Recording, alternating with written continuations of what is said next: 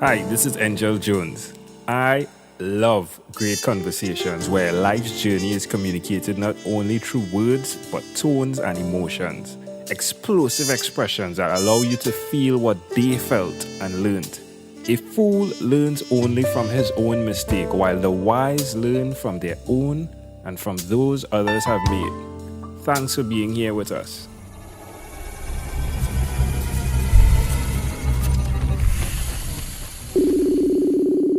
Good morning, Chris McClure. How are you going on this wonderful, beautiful morning? Doing awesome. Glad to be on the show with you. Hey, it's a great pleasure to have you. 1,509 conversations. Hey, it's a great pleasure to have you. Thanks for supporting this goal. Absolutely. It's exciting. It is exciting, my friend. It is. So tell me, which of your talents is responsible for us meeting? I'm a leadership development coach, and so I'm just looking for opportunities to invest in people and share the message of growth that I have found so powerful in my life. Who did you learn this from? You know, it started out from my youth pastor when I was a kid that just really taught me to be a continual learner and always be reading and growing. And so that's where it started. But then I started reading John Maxwell as a leadership coach and speaker and author, and he's probably helped me the most know what personal growth and development is all about.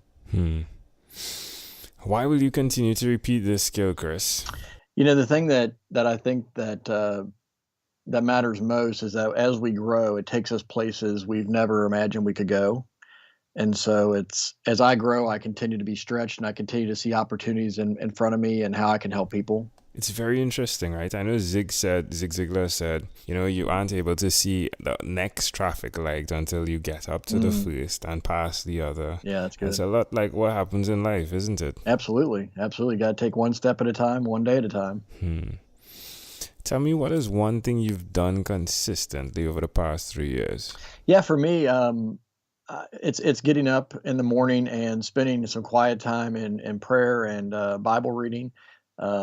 Just getting my mind focused on the day and helping me get ready spiritually for the day, but also just mentally. So that's been a consistent practice that I've done every day for well more than 3 years. I can't even think back to how far it's been. Wow. How does it make you feel? It makes me feel good. It really helps me get my mind on the right path for the day. You know, if I kind of, there's been times I've woken up anxious or just kind of stressed out about what I need to do for the day or what challenges are ahead, and it really calms me down. It gives me a much more peace about the challenges I need to face each day or the opportunities ahead of me.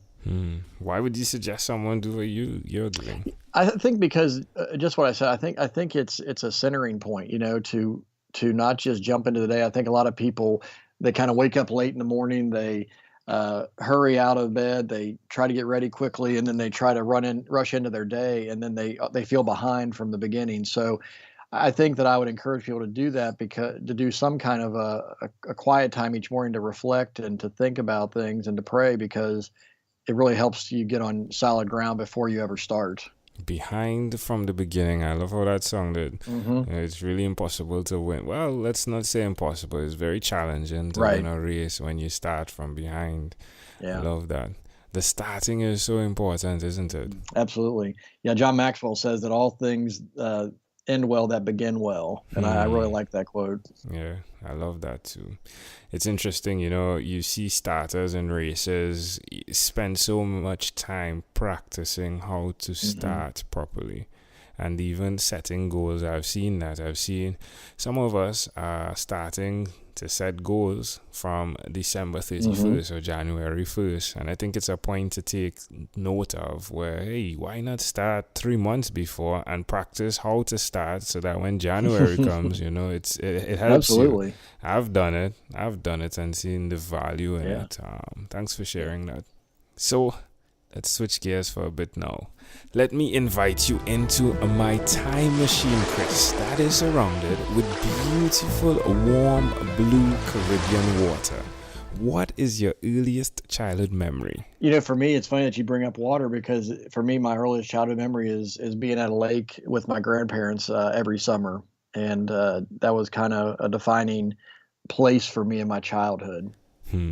How old do you think you were that first time being on that lake? Well, I know that I know I started to walk actually when I was just a toddler, when I was there for the first time. But my first memories were probably when I was, 4 or 5 years old, when it really started to become real to me as I think back. Why do you think this memory is so clear? I think it just is a picture of my favorite place during childhood. I always look forward to it every year to get to spend the time with my grandparents there, and we used to be on a boat a lot and would go out and fish and swim and just it's just it kind of is what I would define as my childhood summer life. Even though I didn't spend my entire summer there, I just that was what I always looked forward to and really enjoyed. It was definitely the high point, right? Absolutely, absolutely. If we fast forward to when you were 12, what was your favorite song? Yeah, that's an easy one for me. It would have been Danger Zone by Kenny Loggins because of the Top Gun movie. I was a Top Gun fan, and even today, every time I hear that song, it takes me right back. Yeah, I can't remember that. So Top Gun started with a helicopter, right? That was the Jets. The Jets, right. Yeah, I'm hearing it.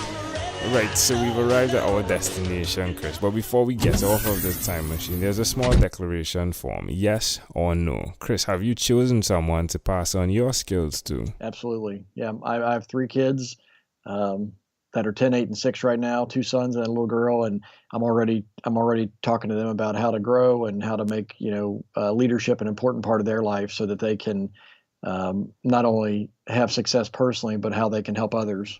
Are you married? I am. I have my wife of over 15 years, and then we have. Wow! Congratulations. Yeah. Mm-hmm. Do you believe in God? Absolutely. Absolutely. Do you have an inner circle of friends? I do. I have a lot of close friends that I've really leaned on over the years. That I even if I haven't talked to them for a while, they're people that I can jump right back into a relationship with and know that they're there for me.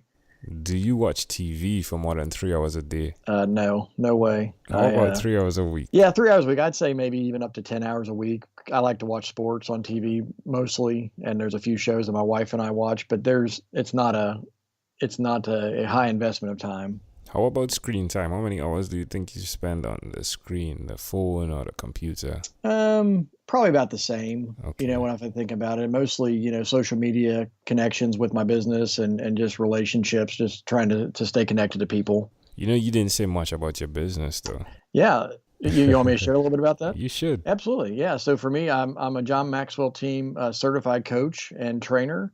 And I was a pastor for 17 years. I worked with teenagers for 12 of those. I was an executive pastor for 5 years, working with the general leadership and management of our church staff and people in the church.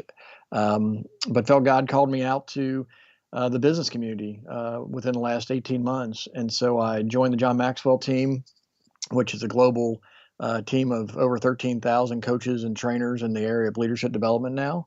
And so I'm looking to be a presence in my community and sharing, just leadership principles and helping people work through their barriers. I tell people that I really help people clarify their purpose, break down barriers, and then reach their potential is kind of my goal with my business. So I like to do one-on-one coaching primarily, but I also do leadership training with groups and do some speaking as well to some audiences. So but yeah, so I started my business about a little bit over a year ago, and just still working through the grind of getting started and making connections. But I love what I do because I've seen the impact in my own life, and I want to help other people, not just in the church realm, which I came from, but also in the business community. Love it. Thanks for sharing that. All right, my friend.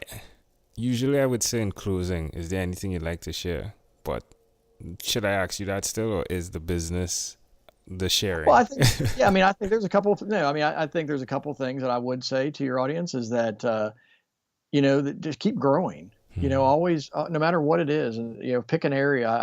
I give people the advice sometimes, pick one area and focus on that for a while. It could be even up to 6 months or a year. If there's something that you want to grow in and take a deeper dive in that, don't just skim the surface of a lot of different things. And as part of that, I would say to find mentors, find people in your around you and that can help you get to where you want to be, that people that are already there. So I think that personal growth, investing in yourself, and then finding people that are willing to spend time and invest in you, those are two things that are going to help you just continue to go farther, faster in your life and in your career. I totally agree. I endorse that. I've seen it with my own life. It is very, very correct. Chris, this was a great pleasure.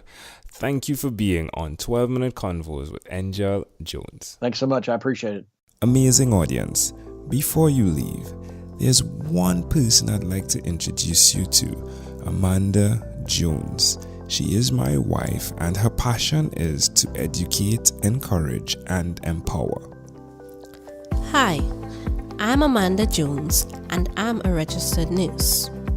Do you or someone you know have diabetes? According to the International Diabetes Federation, in 2015 worldwide, 415 million people were living with diabetes. Just as that figure is overwhelming, so too can the effects of diabetes be.